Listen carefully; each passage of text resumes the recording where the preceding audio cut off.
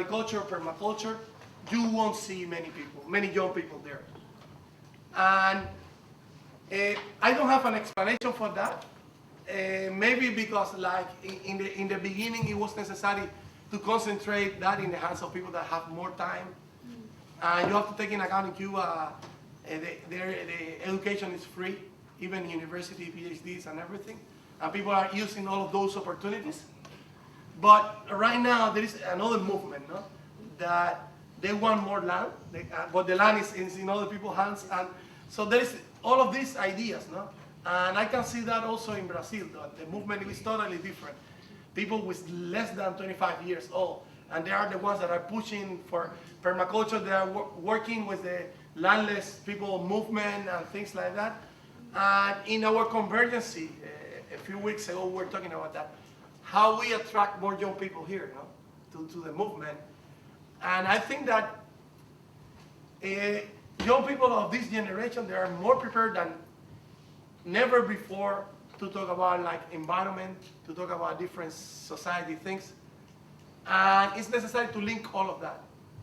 To link, but it's necessary also to talk with their words.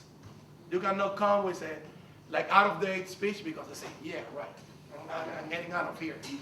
And at the same time, I realize that the people of that generation, I'm 37 now, I feel very young, but I have to recognize that I'm not in that group anymore, no? And I teach a lot. I work a lot with secondary school kids or pre-university and things like that. There are many things that are what old people call the conquest of the revolution, the main changes that happened after 1959, young people taking it for granted. And you know, the enemy, the consumption is so huge, you know, and it's easy to fall in the temptation. I grew up like with Rocha boots and pants, and I didn't care, but they want Adidas, and they see people with Reebok, and they see the tourists, and they think in a different way. And it's necessary to adapt the way we involve them. And I think that is happening, that it's necessary to give them more spaces for participation to young people in every part of life, from United Nations to the community.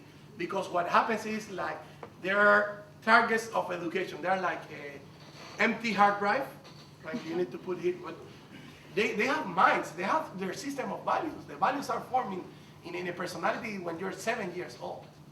And I think that it's necessary to work in a very different way. Anyway, in the case of Cuba, there is an amalgam of people that they are young scientists, and they're always challenging everything. This is not the right way, let's do it this way. And even like, I remember the other day that there was one speech of Chavez about the petrochemical industry. He was like 21 years old, something like that. Okay, are we going backwards now? What did he say? Like things like that, because they're also young, irreverent. They have all their way of doing that. And this kind of refresh any movement is very important, the change of generation. But in our case, in the case of the permaculture movement in Cuba, I think that young is a very, very small minority. It's unfortunate, but I have to say it. So I think that's probably about time. We said we'd finish at 9. There were a few people who wanted to make just some brief announcements. But on behalf of Permaculture New Zealand and New Zealand, thanks so much for doing the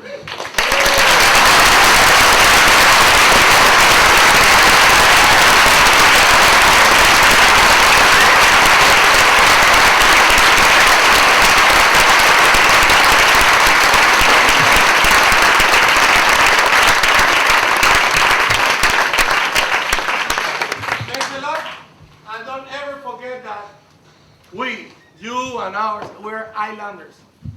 And this is very important thing. Sometimes we forget that. Don't think that you are in Europe. Don't think you are in the mainland. This is very important. This is what makes us not only different, but even like citizens of another part, more citizens of the planet and of an island, of a very special, close environment.